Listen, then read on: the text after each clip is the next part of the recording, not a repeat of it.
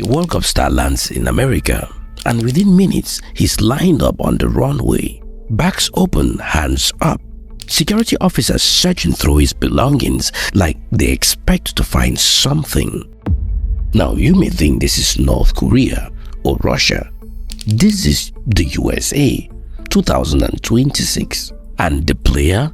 He plays for Senegal. Now, before you jump to conclusions, let me ask you something. If England's team landed in Cameroon and British players were lined up on the runway while officers searched their bags in front of cameras, how long do you think it will take before it becomes international news? An hour? Maybe less.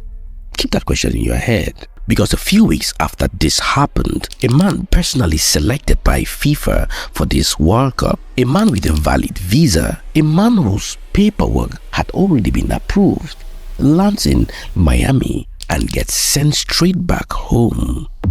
And all this without any public explanation. Nothing. Now, these are two different Africans, two different countries, two different incidents. Same tournament, same energy, and strangely, the same silence from many of the people who usually have a lot to say. And that's when I started noticing the pattern, because the deeper you dig into this World Cup, the stranger the story gets. We have got African teams being searched on camera, a FIFA referee denied entry, gunshots near a team's hotel, poisonous snakes near another team's training ground. And the question nobody seems comfortable asking out loud: if all this happened in an African country, will all this be the same? Or are there two different standards depending on who is hosting? You see, today, as usual, we are not going by the headlines. We are not going by emotions. We are going by the evidence. And by the end of this video, you may not look at this World Cup the same way again. Now, let's start with the case that really got my attention. There is a man named Umar Atan from Somalia. He's 34 years old. FIFA picked him to referee this World Cup. He's the first Somali referee ever to make it up to the World Cup. His papers are clean. He flies to Miami and then they send him back to Istanbul. The only reason that was given was vetting concerns and nothing else. He had the visa. FIFA picked him. So what was the actual problem? We will come back to that. But first, here's what FIFA said. FIFA, the people who say football brings the world together, their answer was, immigration is the host country's call. We don't get into politics. Now, I want you to remember that line, because in a few minutes we are going to come back to it. You will see FIFA get loud in politics, very loud. You see, there is an old saying, when the music changes, the dance changes too. For FIFA, when the host changes, their courage changes.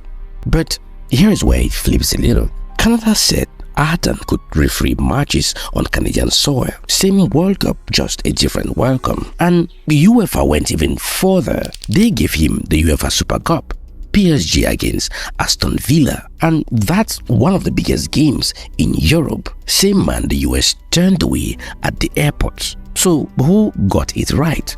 The US Customs with no reason given, or UEFA handing him one of the biggest games of the year? A UEFA official just said football brings people together. Funny how the people actually running football were the ones who acted on that. Now, I need to take you back to 2022, Qatar's World Cup. You remember the coverage? Non-stop human rights, migrant workers. Germany wanted to wear One Love armbands, and FIFA said no. The German players covered their mouth for the cameras. That is silent protest. Their sports minister wore the armband anyway, right in the stands. So, where are those voices now? Where is Germany's outrage when Africa's best referee gets sent home with no reason? Where is the minister when Senegal's players get searched like suspects on a runway? Where is the photo for Omar Otan? You see, I'm not saying Qatar had no problems. It did. That's its own story.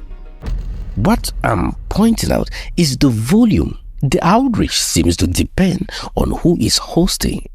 You see, it's like that friend who seems to lecture you for being 5 minutes late, then shows up 2 hours late himself and just shrugs. So why does this happen? Why does FIFA go loud on Qatar and quiet on the US? You see, it's not really about right or wrong. It's about money.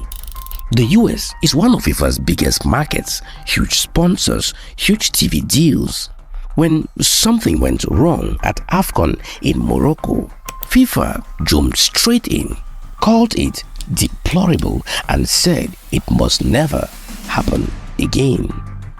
But if a referee gets deported, African teams get searched on camera and fans from DR Congo get priced out by visa deposits as high as $15,000.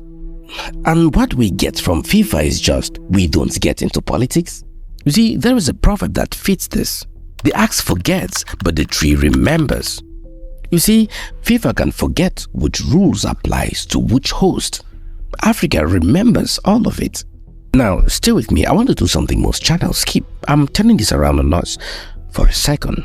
During the opening matches, a lot of African social media users were cheering for Mexico over South Africa. What did I tell you guys? We are back again.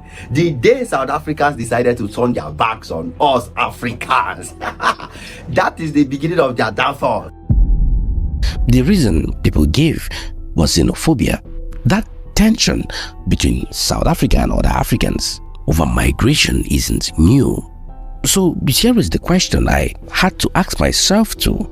How do we call out double standards from the US and FIFA while some of the same double standards are sitting right here inside our own continent? You see, I'm not saying this to point fingers. I'm saying this because real changes have to go both ways. Holding the US accountable and looking at ourselves aren't two different things. They are the exact same thing. Now, one more piece before we land this. A few years before this World Cup, Trump told a group of congresswomen of color, including Ilhan Omar, who was born in Somalia, to go back to the countries they came from. And the Somalians should be out of here. They've destroyed our country. A Somali American congresswoman told to go back. Years later, a Somali referee, papers in order, told he can't come in at all. You see, I'm not saying these are the same events. They are not. But is that really a coincidence? Or has this been sitting there the whole time and this World Cup just put it on a stage everyone was already watching? So why does this matter beyond football? Because this whole tournament is a small picture of how Africa gets treated on the world stage and what Africa can do about it. So, 3 things. 1. Dignity matters.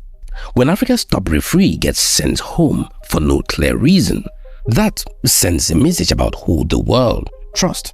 Now, Canada and UEFA sends the opposite message. Some places will back African talents even when others won't. 2. Visa rules are economic rules. Those deposits, $5,000, $10,000, $15,000, got dropped for the World Cup because empty seats look bad on TV. But that's the normal setup for African travelers heading to the US. They say you should act as proof you are not a risk, prove you leave. And that's not just football fans. That's business people, students, investors, every single day.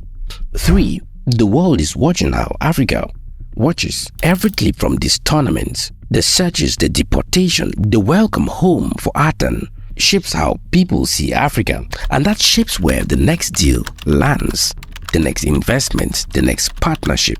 So back to the question from the start, if all this happened to an African host country, will the world still be this quiet?